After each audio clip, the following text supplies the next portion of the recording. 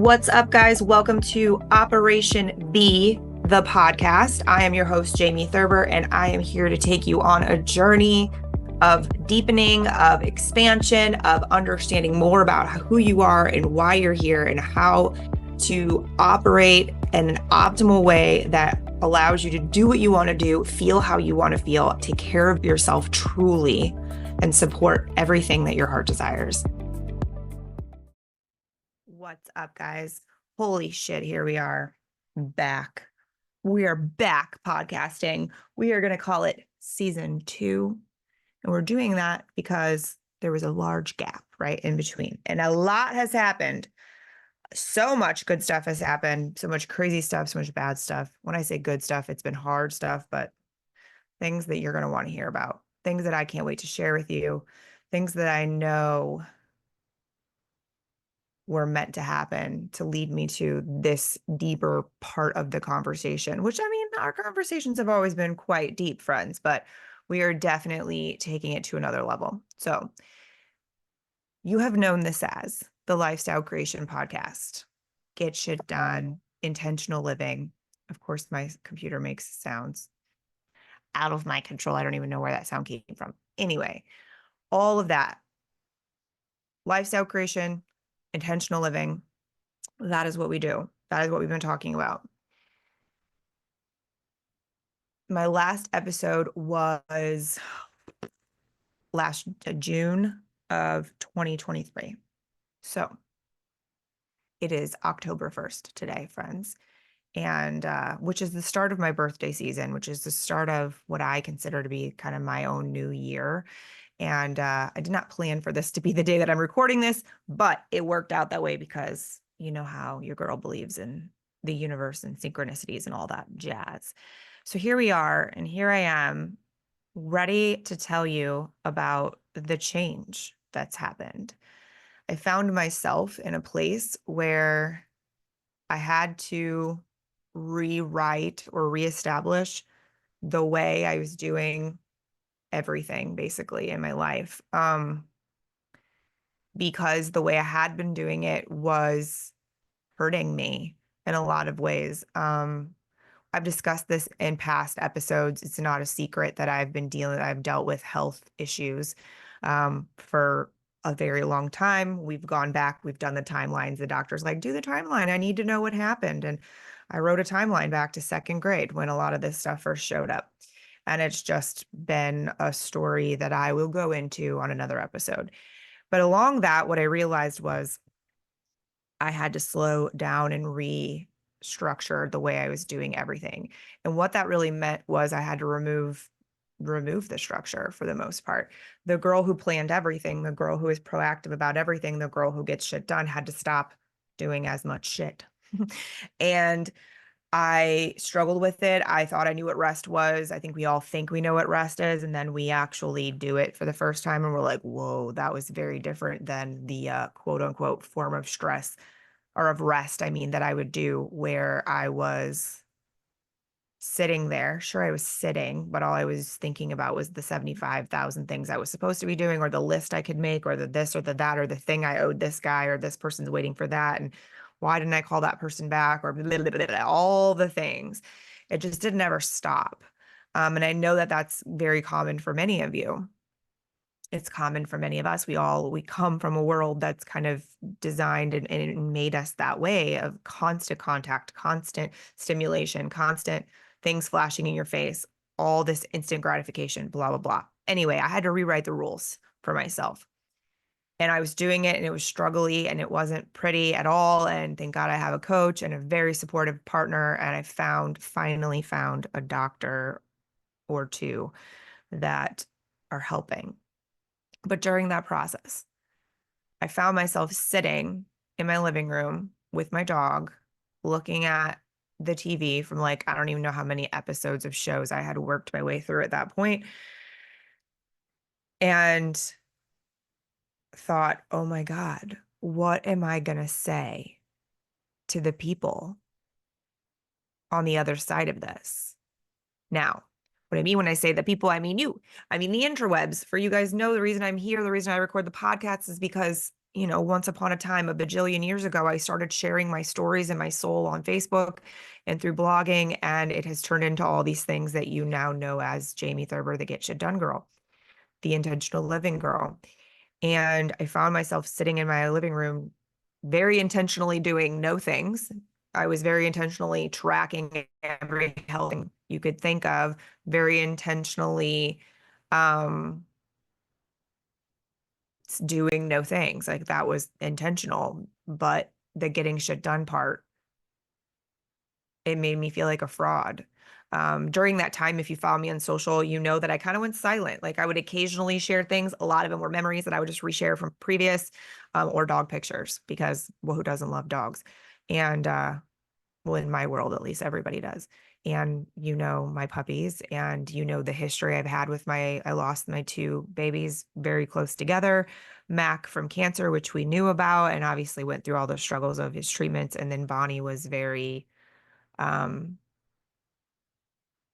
she was fine that morning and then died that evening. It was terrible, both of which broke my heart and has still something that we're trying to make sense of, really, of not having those babies. So during that, anyway, back to that point, as I'm sitting there going, oh my, what? There was a bit of imposter syndrome. There was a bit of like, holy shit, like, what am I going to say to people when I do feel better and I feel like I can talk to the world again? In full spirit of full transparency, I still don't really feel better. I do feel better than I did then. I feel better than the worst I've ever felt. I still have bad days. Luckily, I have found myself a really great new process for recording and for promoting things to where it's going to take a lot less out of me. And so that is why I'm sitting here talking to you now. Um, and a way that's had to make it work, which is really what I've had to do. And so in that moment of me thinking, oh my God, like a huge piece of my identity was how much I could get done and how much I could help other people get done and how much I could get them to be the most productive, happy versions of themselves. And all of that was still true. But now my body was telling me, my soul was telling me, my reality was telling me I had to find a better and different way to do that. A way that didn't have as much pressure on me, a way that wasn't as demanding, a way that wasn't as hurting, a way that actually supported what my body and soul needed versus what I was supposed to do or quote unquote should do, the shoulding that's happening all over the world. Well, I should do it this way, blah, blah, blah, blah, right? So in that moment, I was like, fuck, what am I going to do? Obviously, I'm not going to stop cussing because here I am dropping the bombs. Sorry. Sorry, not sorry. So I had this moment and I've toyed with this years ago, toyed with as I'd gotten deeper into the spirituality side, as I'd gotten deeper into helping my clients really learn about their own human behavior and their own patterns and all those things. It's very much a status of not doing, but more being. Like, who are we? What are you being? Like, who is the person you're bringing to the table? Not what are you doing? It's who are you? What do you be versus what do you do? And so once in a conversation with my friend Catherine, we said, dude, eventually this is going to turn into Operation B, not Operation Do. So Operation Do was a program that I ran for a really long time. And again, it was all around planning and productivity and focusing on every area of life in a certain way each week and making sure that you were creating as much balance as is possible. I mean, full balance is typically not a thing, but there's a way to make sure you're stepping foot in each area every day. And that was really the focus. And it was doing, and we did a lot. You can ask the people who were on my team. We did so much.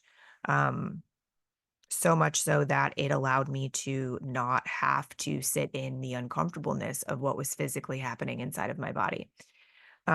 So in the moment of, oh my God, what am I going to say to the people? I felt a really interesting calm come over me. And I realized it's Operation B. That's what it is. That's the new stage. That's the new place we're going. And with that, I realized that I was not in a place where I could articulate the words to you or to anyone, really in depth of what that meant, that transition between do and be meant. And I feel like I am still unraveling it to an extent. That was probably 6 months ago that I had that moment. And a lot has changed, some hasn't. But I'm finally feeling a little bit of capacity returning for creativity with my words. During that time, I learned how to crochet, and I am a crocheting monster. I look, I for the video, I have this cute little strawberry that brings me joy that I crocheted that sits on my desk. Anyways, shout out to Woobles. If you want to learn how to crochet, get a Wooble kit, and then I can tell you where else to go from there to learn the other things you need to know. But again, another story for another day. I want to keep this about the Operation B. So crocheting required me to be focused on what was in my hands, not on what was coming next, not on what happened before, not on what ifs and maybes and shoulds, but on a stitch. And with that, it kept me very present. It kept me very engaged in the right now, in the being versus in the shoulds, do's, anxiety, all that fun stuff. Um, And given the gravity of what I've gone through physically and all the crazy things we've found that are happening inside of my body, given that it's not been a very positive deal most of the time. There's been a lot of frustration, a lot of me learning that it's okay to be frustrated and to let the frustration out in ways that I never have before, and to ask for help in ways that I never have before, and actually let people help me. Crazy, right? Um, but I remember so the same girl has been doing my hair for, God, I don't even know how long, but we've known each other since high school. We had friends that boyfriends dated, our boyfriends were friends and whatever. Anyway, she's done my hair forever. So she knows all my stories. She knows every secret. She knows where all the skeletons are. She knows everything. And she's like a vault, which I love. She doesn't tell anybody any of my secrets, but it just happened to be that day I was going to her to get my hair colored and get my hair cut. I sat down in the chair and she said, "Well, what are we doing today?" And I said, "I don't think I'm qualified to answer that question right now." And she's like, "What do you mean you're not qualified to answer that question right now?" I said, "I don't really like much about myself at the moment physically." Something that I didn't say is that I've gained over 50 pounds during this healing process, which is not a terrible thing because I was always struggling to gain weight before because of how sick I was. But when you can't work out or really do much physically and you gain weight, where does it all go? Places that you don't want it to go. So just an adjustment process, right? So and I have short hair now, which I'm still not used to, even though it's been 2 years since I took my extensions out. And yeah, I don't always recognize the girl in the mirror. I'm still really, establishing my relationship with that. And so I sat in her chair. She's like, "What do you want to do today?" I said, "I'm not freaking qualified to answer that question because I, I don't know. I don't know, but something." So she, did some trims and she added in a little bit of color to add a little bit of that red, that I used to have that brings me a little life back into me. And we had a great conversation. I felt better. I went to go sit under the dryer, and there's a woman walks by that is a friend.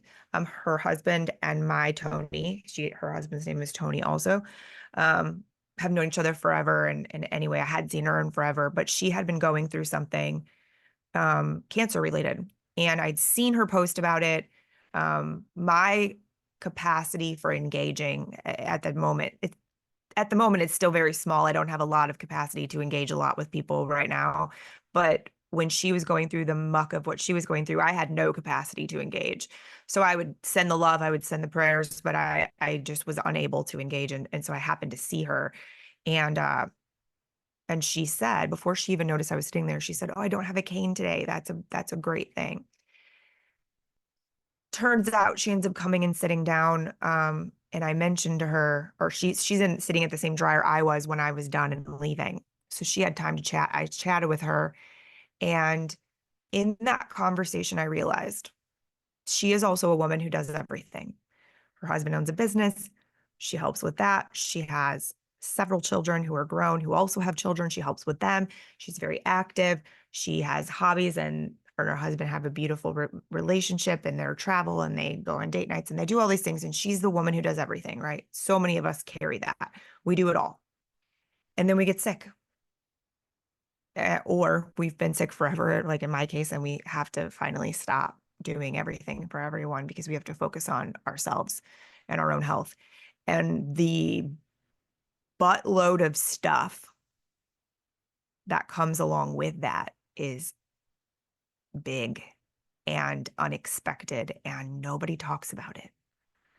And so she told me a story about how she'd felt like really emotional. And she's like, I'm done with chemo. So I don't know why I'm still feeling emotional, but I felt really emotional. I just didn't want to be by myself. So I called my husband and I ended up riding around in the truck with him all day while he was working. And like, luckily, that's a great relationship. He was more than happy to go get her. Like she didn't hinder anything by any means. He probably would have just stayed home with her if that's what she would have wanted. But in listening to that story, I realized, and I shared with her, what I'd been going through too. And to me, I'm like, would never compare what I'm dealing with to someone who has cancer. But in that moment with her, knowing what I had been experiencing, she did. And that's a woman who has cancer. So I'm like, okay, well, she can compare the two because she has cancer. But you'll learn in later episodes as I talk more about what I've been unraveling is how often we play down our own experiences when they actually are big.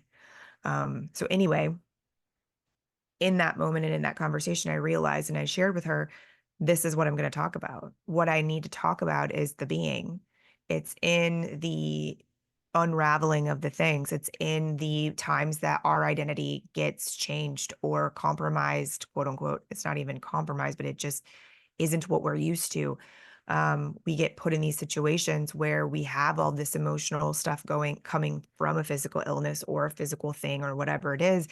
And nobody talks about the toll that takes. Nobody talks about the toll that cancer takes on your emotions or on your relationships. Nobody talks about the toll that chronic illness or chronic pain takes on your mental state, on the way that you interact with people, on your triggers, on your traumas. It's a trauma all by itself. And what does it impact your nervous system and anxiety? And the story goes on and on. Hence the reason why I'm really excited about starting to record this for you guys, because I have a never-ending list of topics. Um, because it is something that no one's talking about is how do we deal with the struggly things?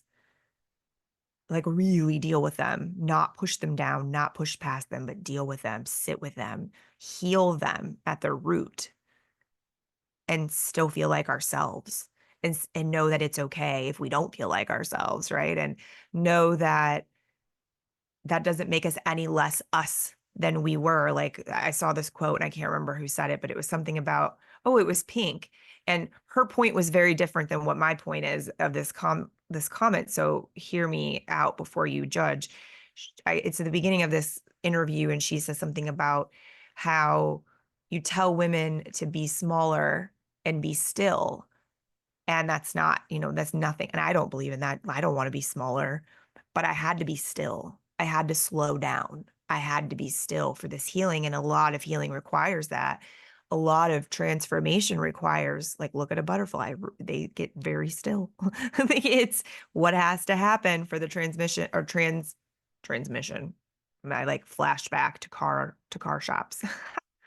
Woo! That was a whole nother life, friends. The transformation that we have to go through sometimes requires stillness and it requires to slow down, but it does not require us to be smaller or less of ourselves than we are when we're at our very best. And I think that right there, that statement is key. And that's a big moment for us to fully understand, like, we're allowed to be all of these versions of ourselves. Sometimes at the same time, sometimes we got to put like my drill sergeant girl, she got to hang out over here. She can drill sergeant me on this giant thing of pills I have to take every day. They're supplements, but still, she can drill sergeant that, but she doesn't drill sergeant how I'm operating and how the pressure I'm putting on myself anymore because she had her time and place and right now is not it. And that does not mean that I'm any smaller than I was when I was yelling, get shit done. It doesn't mean that I'm any less of me as this more zen, calm version of myself that sits in front of you today. If anything, I feel like we become more of ourselves when we allow for these slow, calmer, quiet transitions to occur, because that's parts of what we really are meant to do here. I know for me, these transitions, and you guys have been with me through a lot of things, like Iowa, we're going to do a whole episode about that too. Finally, I'm going to have someone interview me about that experience because I think it's important to share. But that that rocked my world, right? And from the outside looking in, a lot of people had a lot of negative things to say about it. And I don't have anything negative to say about it because it changed everything about me. What I don't know if you can see, those of you who are watching the video, is when I mentioned Bonnie earlier, the light flickered. Um, when I mentioned Iowa being a good thing and changing everything about me, the light flickered. So we'll take that as nice little messages that I'm on point. Anyway, so friends, I would like to formally welcome you to a new chapter, a new season. We're going to call it season 2, but let's be real, it's just a new season and we'll see how it goes from here. It may be a new season that's 37,000 episodes. I don't know. We'll see. But season 2, and what comes with season 2 is we are changing the name from, it will no longer be the Lifestyle Creation Podcast. It will now be known as Operation B, the podcast. And there will be other Operation B things coming down the pipeline, I think, as I continue to get more healthier and have more capacity. But for now, here we are, and this is what we're doing. And I'm really excited about it. And I hope that you guys are excited and that you'll continue to tune in. As always, what allows this podcast to exist is my brain and my motivation. And, I pay out of my business to host this. And so what you can do is, if you feel so inclined, is to make sure that you're following the podcast, that you're sharing it with people, and that you go over to iTunes and leave us a review. Those are the things that allow this to continue to happen and allow this to get into the hands of as many people as it can, because truly, I believe these things have happened to me and I've gone through them because other people need these stories. Other people need this so that they can keep going also. So I want to do that together. I want that to be the mission. That's what Operation B is. We're not going away from the things that you heard in the intro today. That is still what we are. And this is the deeper version. So when you come back for the next episode and you hear a different intro, don't be alarmed. Stay tuned. It's going to get better and better every time. I still stand by everything I've ever said in any training or podcast or anything I've been in interviews. I still stand by it all, meaning I don't regret a thing.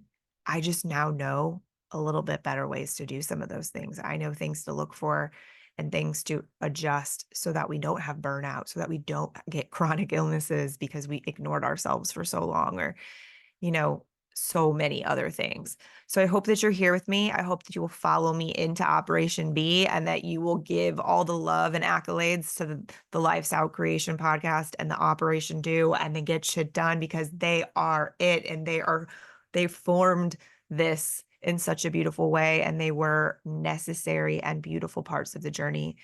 And I can't wait to take you through the rest of it. So until next time, friends, see ya. Thank you for listening to Operation B, the podcast. To support this message and to support the show, please make sure that you like, follow, and share the podcasts wherever you enjoy listening. And be sure to leave us a review on iTunes. Thank you for being here, and see you next time.